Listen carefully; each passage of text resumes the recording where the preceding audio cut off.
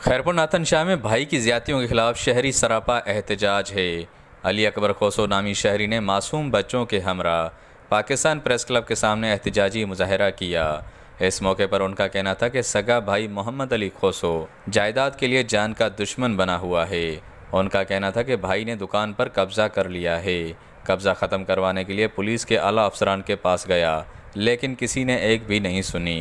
ये तो मुझे दुकान है सीता स्टाफ ते जे तो मुझे भाउ मोहम्मद अली खोसो कब्जो करे वेठो है।